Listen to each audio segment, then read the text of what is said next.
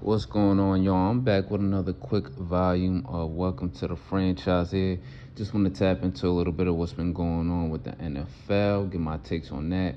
More around like the draft talk, the combine, a little bit of free agency, and the two QB prospects they're talking about not participating in the combine and other prospects as well. So with that being said, I'm gonna get straight into it here. Like I was saying, the two QBs, Cam Ward and SHADEUR is not thrown at the combine.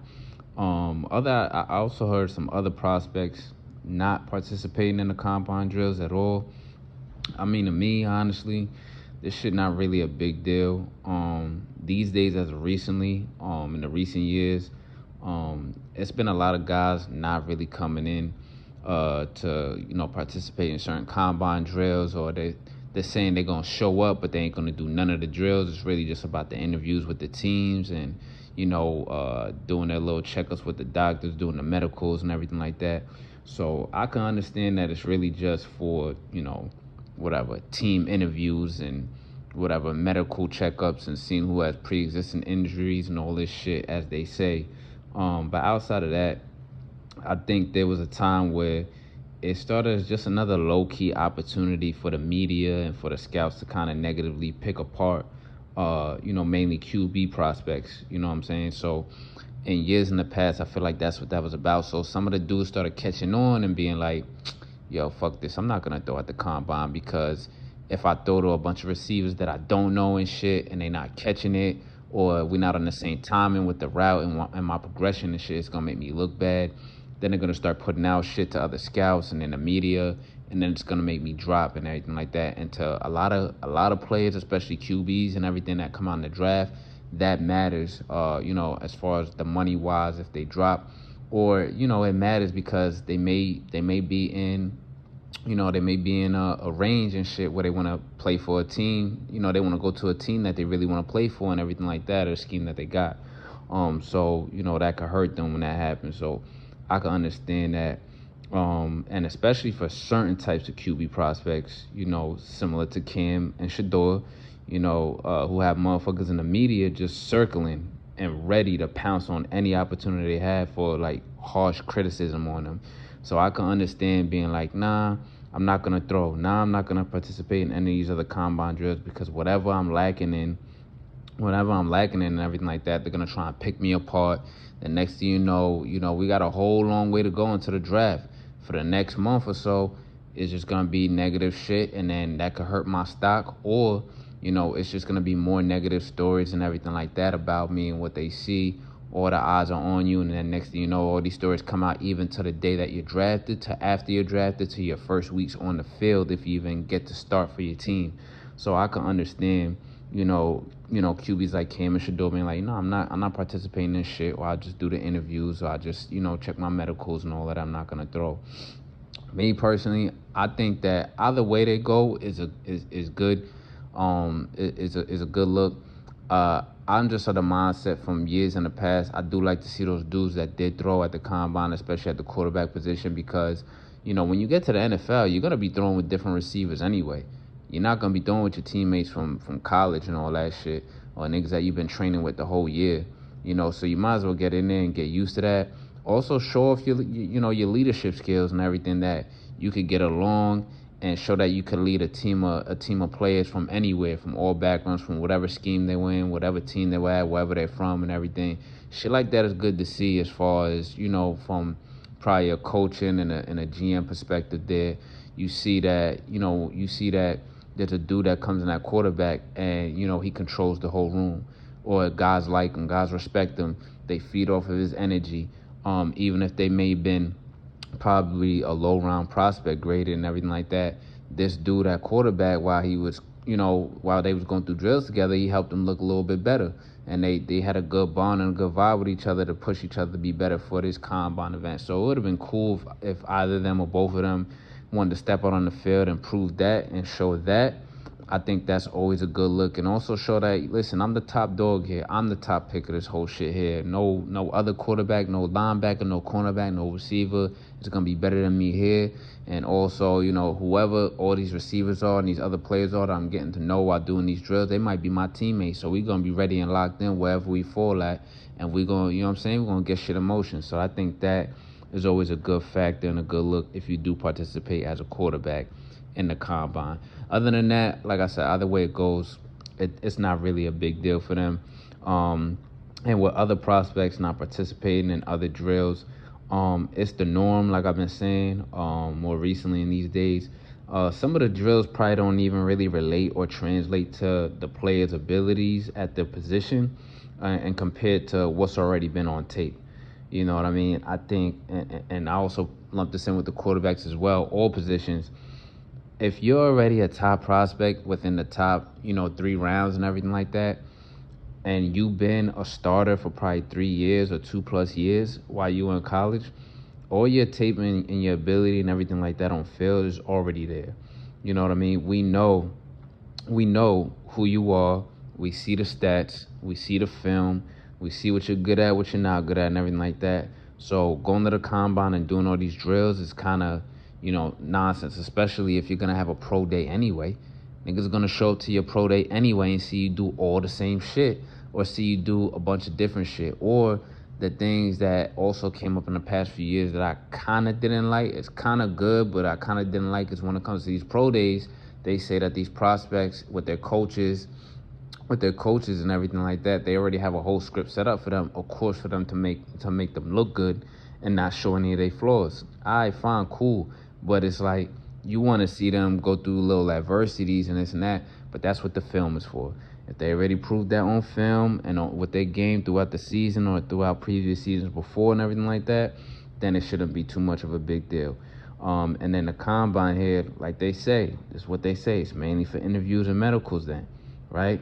So the combine really, as far as the drills and everything like that, this is for the players that we don't know. The combine is really for those players in those small schools, or guys that we haven't seen on TV, or that maybe they're a reserve player or backup player on like a Georgia or LSU or Bama, or they got a little bit hurt on Florida States and Miami's and teams like that. And then they got a chance to kind of show out what they could do, so they at least have a chance to get into the low rounds. And if they get with the right coach during interviews and shit like that, they're able to get a chance to maybe, earn a spot on a roster. That's who the combine is for, those guys that we really don't know. Honestly, since they're not going to compete in any drills or anything like that, I would say stop inviting the top prospects. They're already proven. Like I said, we already seen their film and how they play. Their resume is already proven. On top of the fact that you're going to go to their pro day anyway. You've been scouting them and going to their games, the scouts for the teams and everything like that, all over the league with the organizations. You've been scouting them and going to their games the whole year.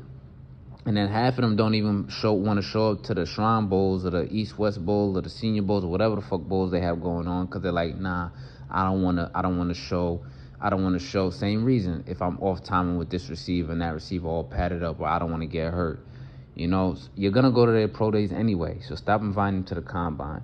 And I know this might be a little bit of a crazy thought, but to me, with how this has been the last few years with a lot of the top prospects and everything, outside of them wanting to run a 40, you know what I mean, at certain positions and shit and get that record, could this slowly be the dying of the combine a little bit? Could it be? Because at the same time, even for the prospects where we don't know your name, go to somebody else's pro day. I think they had a few of those incidents where there were some prospects from small schools or neighboring schools and everything that you didn't watch. They were participating in other teams' pro days with prospects at schools that you really did know. So maybe start doing that shit, because the combine shit, you're tired of hearing about motherfuckers show up or they get invited, but they're not going to compete. And they're not going to compete or participate in no drills, and it's just team interviews and medicals and shit. All right, well then leave that between them behind closed doors and shit, and we'll wait for the fucking pro days or move the pro days up and get the combine out of there.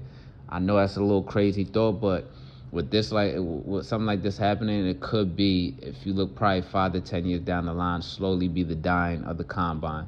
But other than that, me personally, I think they still should keep it for those guys' names that we don't know and at the schools that we don't know. They have a chance to do that and show on TV. If they still show it on TV or whatever they want to broadcast it, we can see who they are and everything like that. Now I want to get to what I've seen here. I seen from Mel Kiper, he has SHADEUR possibly dropping to the Jets, and this is per Mel Kiper. You know what I mean? Draft expert, the godfather of mock drafts and draft science and all that shit. All this tells me and everything, what, the knowledge that he always has, and he's around the combine. He knows a lot of people in the league, especially when it comes to draft season, of course, as the expert.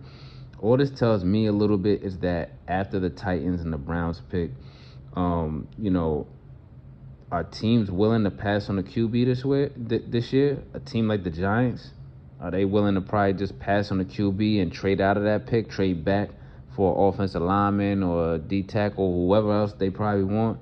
Or do they want Travis Hunter instead, which I don't know if he's going to get there, because I wouldn't be surprised if the Jags jump from 5 or whatever to do that, or if the Titans just picked them number 1 or the Browns did or whatever.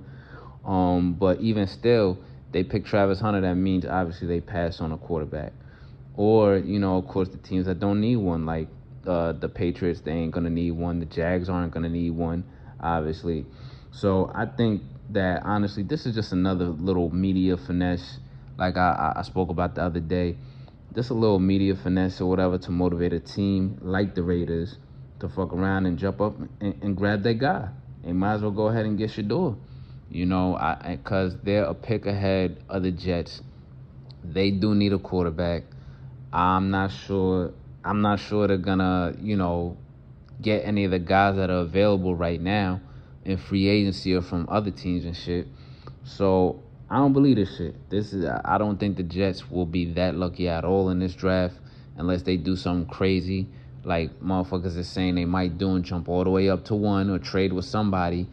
I don't see that shit happening. The Jets will not be this lucky. The Raiders, if anything, if SHADEUR falls, the Raiders are going to pick SHADEUR, even if they do get another veteran quarterback in place. I think that they probably will if he drops that far. But him dropping to the Jets sounds crazy as fuck. And like I said, I think it's just another media finesse to motivate the Raiders to probably be like, oh, we got to jump up to number 3, or we got to jump up to number 2 to see how shit shake out. And then following that, as far as a little bit of, free agency and everything, and speaking a little bit on that team there, the Rams, right? This is where the Rams tie into this a little bit. The Rams, it sounds like all signs should point to, Stafford and them staying together. That's the story that's out right now. He want to go back to the Rams. Rams want him to come back. Which one is it going to be? What the fuck is it? Like I said, come to a fucking common ground with the money. That's all you got to do. Otherwise, you got Tom Brady, the GOAT, who's basically running the Raiders, trying to poach Stafford away to get him to the Raiders. And, if you let that happen, and everything, then you're going to be stuck with taking, the Aaron Rodgers deal with Devontae Adams.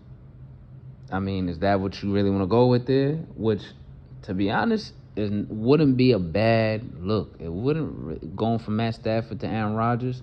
I'm not saying it's a big upgrade, but it ain't no downgrade either. And then, I doubt they're going to let him do all that. But who knows? Who knows? Bring Devontae Adams too? They do need another receiver.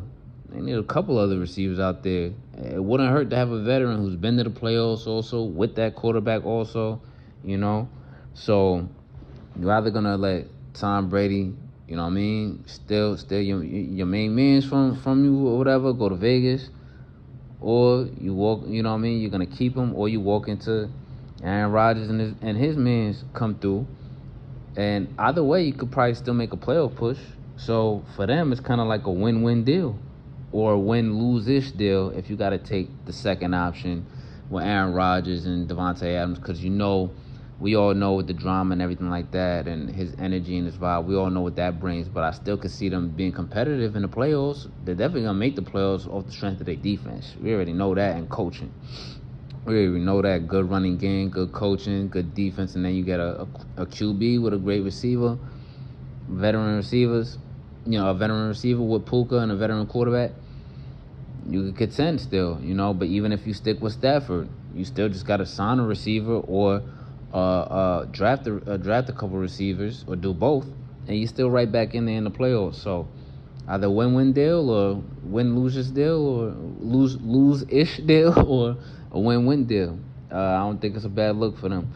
Other than that, everything else to me, as far as what the Raiders might do going forward, I think it's got to be SHADEUR. The Jets shit sounds crazy as fuck to me. I don't think they're gonna be that lucky. But maybe they're just trying to motivate one of these teams to trade up or just take SHADEUR. Maybe even the fucking Giants might surprise us, so we'll see. But that's gonna wrap up this quick clip. Welcome to the franchise here today. Y'all out there, be easy.